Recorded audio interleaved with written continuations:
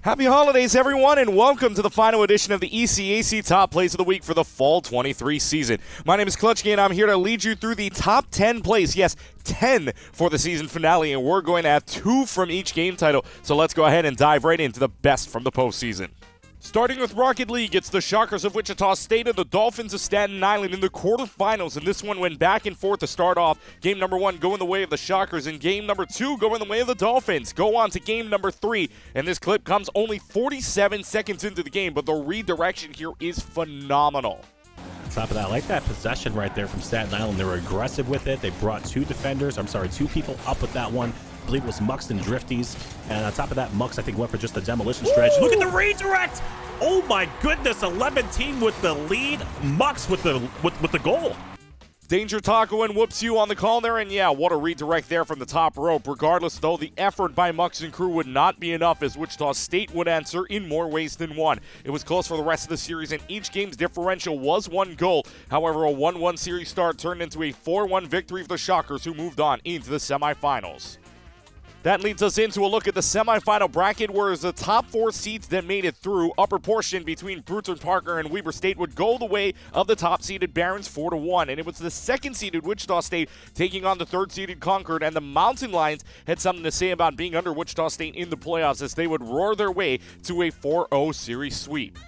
That leads us to our other top clip in the finals between the top-seeded Brewton Parker and the third-seed Concord. In this one, much closer than the quarterfinal matchup earlier. We saw this series start off even at 2 apiece, and there were already 2 overtimes to go through in games 2 and 4.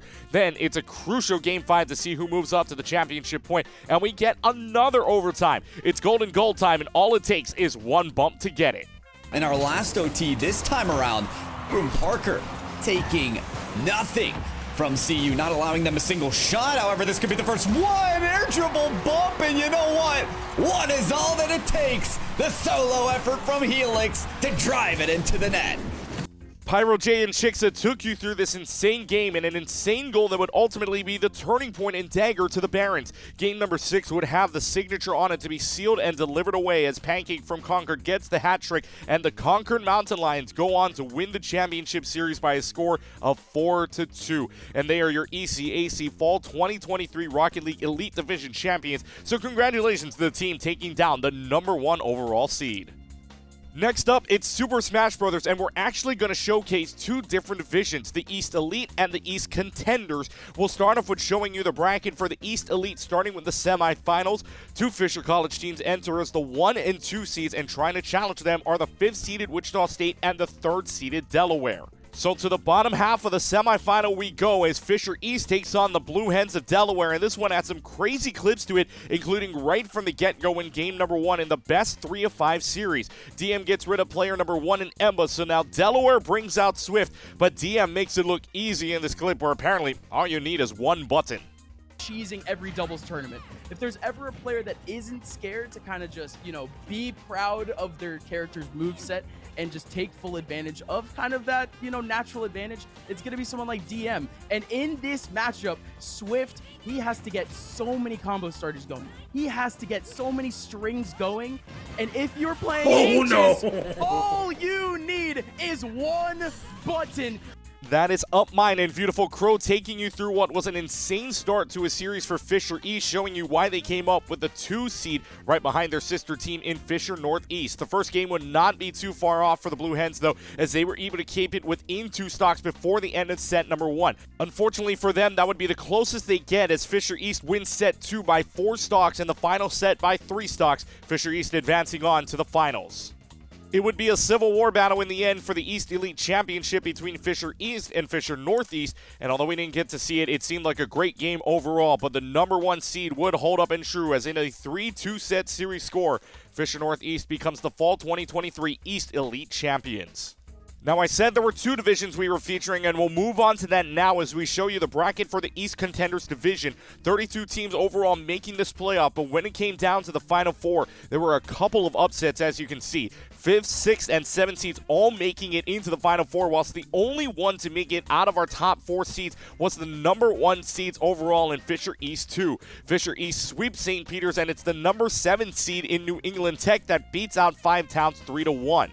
That sets up the finals between the Falcons and the New England Tech Tigers, and this game was so close in many aspects. We'll go through it, though, as NEIT would get the first set win by 3 stocks. That would be the start of a little Fisher Falcon run, as they would win the next 2 sets by 3 stocks in each one. Go to set number 4 and Fisher's championship point, and the very first stock gives us a clip with the punches being thrown by the Little Mac.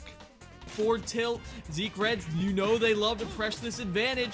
Up tilt right there, but does not extend. Now, here's where board shines, these juggle situations, but they get caught out on their landing, and now Zeke Reds is back in center stage. KO Punch about to come online, but Limit is already there. Now there's KO Punch up there a couple times and falls out of Limit. Cross slash some way, somehow, and Zeke Reds presses the B button and takes that stock off the board. KO Punch doing the work.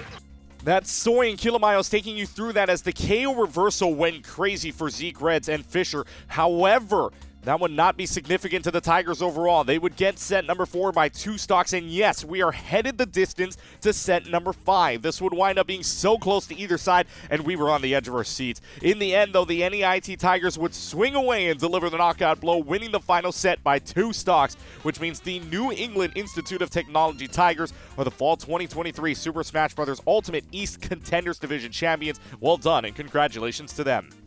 Let's go to Overwatch, and we'll start by bringing you the play from the round of 16 that caught our attention. It's Panther v. Panther as 6-seeded Florida International takes on 11-seeded Plymouth State. First map takes us to Lijiang Tower, and to start map number 1 on Control Center, it went very well for FIU. That leads us to map number 2 on the Gardens, and right at the start, enter the Doomfist from FIU to rock the backline of Plymouth State. And then the Cassidy to go along with it. Cassidy feels very out of place in a dive composition.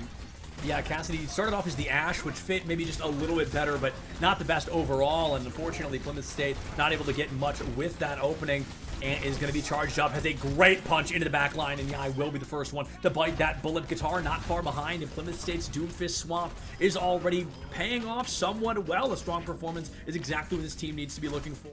Septilinson to Tryhard, Ray on the call as and going off on the Doomfist would ultimately land up giving Florida International map number 1 on Lijiang Tower. And for Plymouth State, things would not get much better for them as it would then snowball down to Kings Row and Route 66 as the higher-seeded Panther and FIU moved on into the Elite 8 quarterfinals.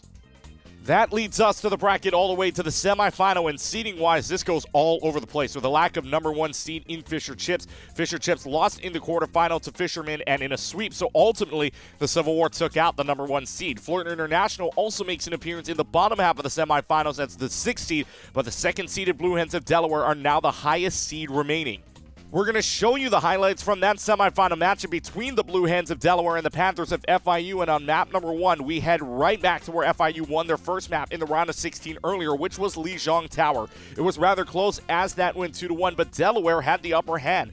Then to Kings Row, and it was another 1-point differential at 2-1. So we head to potentially the final map for the Blue Hens to punch their ticket to the finals. Now, normally, it's the DBS or Tanks getting the top play, but let's highlight some supports for the final edition of Plays of the Week, shall we?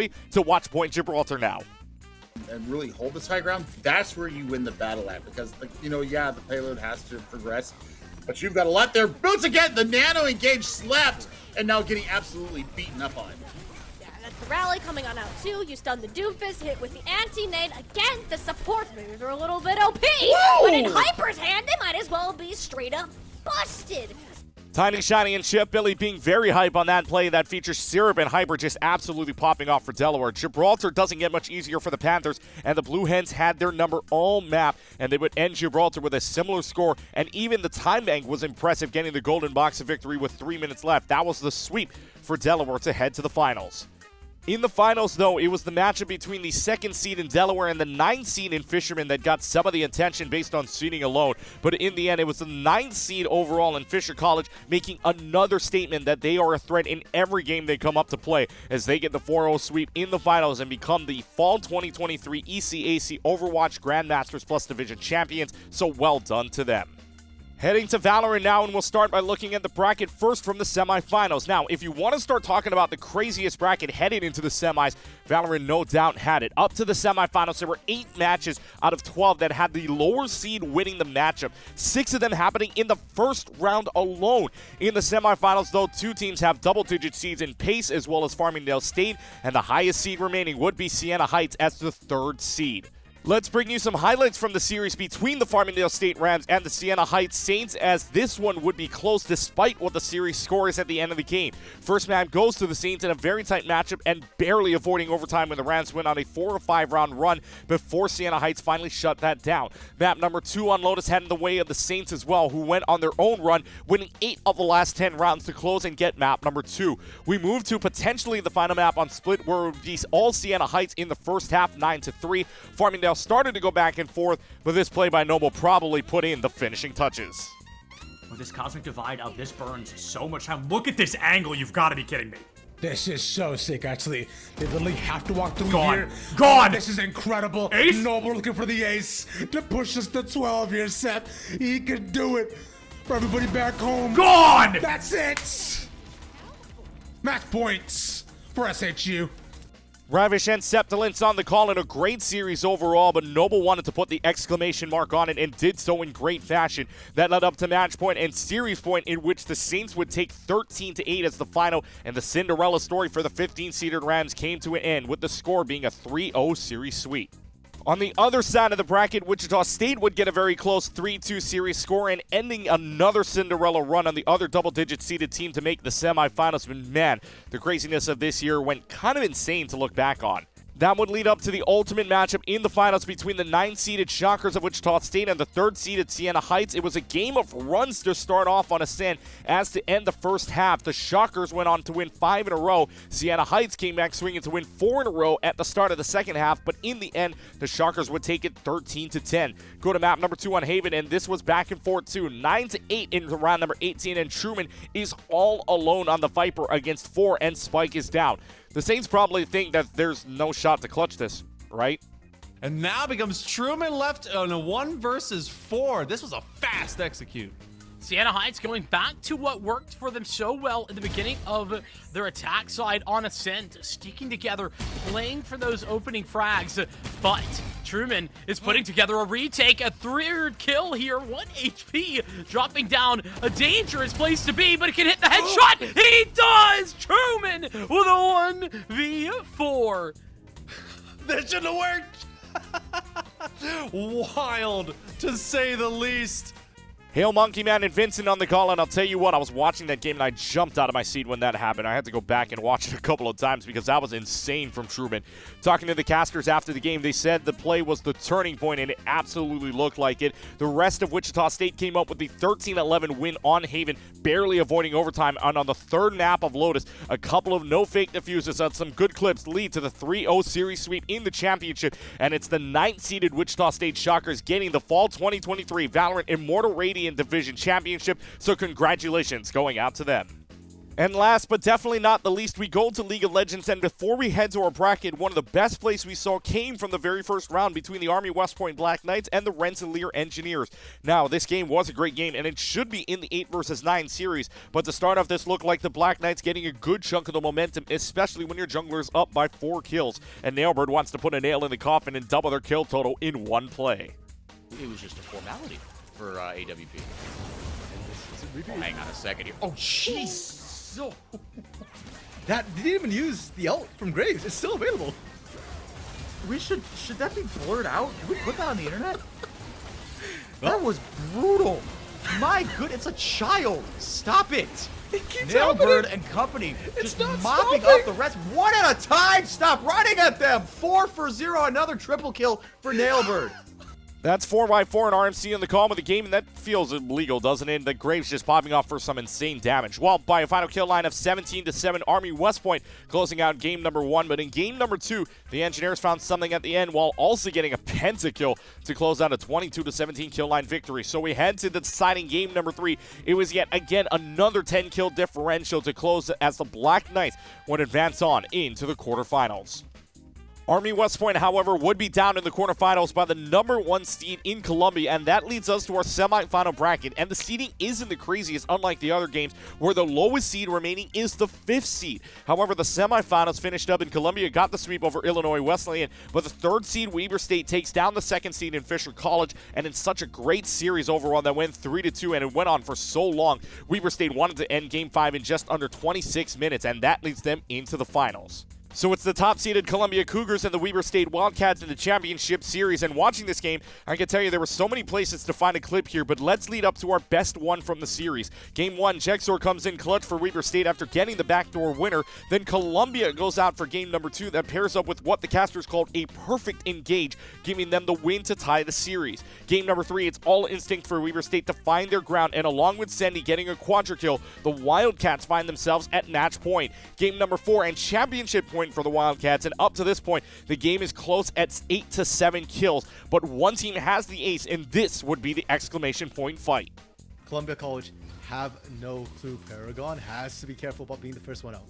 Oh, and they showed. I think there was enough room, and that's going to be a charm miss. Now they know. Tibbs doesn't find it, and now they got to run. They got to scatter the hills, but good two-shot barrage on everyone. Okay. And in goes Zadok into the back line, but Jexor is very far behind. Talia's down, but that's not the main point. A kill on the Poppy. They can scatter. The Cho'Gath has no speed. Are you kidding me? Weber win one of the most one-sided fights we've seen all game. Orbital and RMC with you as Weber State go in and get the ace for 1, and man, that fight was exciting to watch if you're a fan of the Wildcats. That would ultimately become the massive turning point as they would get the Baron. While they couldn't quite end the game, they would ultimately end up getting the Baron again, turn it into a rush to the base, and no soul required. The third-seeded Weber State Wildcats would come out with a final 25-13 kill line in game number 4, and they would become the ECAC Fall 2023 League of Legends Masters Plus Division champions, so well done to them. And that, my friends, will do it for the Fall 2023 season and the ECAC Top Plays of the Week for the semester entirely. Big shout out to the production team for airing and giving us clips, and to all the teams that showed us some fabulous plays over the course of the semester. And as we're celebrating, let's celebrate some graduations. So congratulations to anyone that graduated during this time. And congratulations to all of our champions in the Fall 2023 semester. I know I had a great time watching their matches and their journey to get here, so it really makes it all the better for the teams to know that their hard work paid off in the end for the conference championships in this semester. My name is Klutchkey, everyone, and thank you so much to those that have watched since week number 1, and I hope to see you more in the future. And one more time, happy holidays, everyone, and I hope you have an awesome 2024.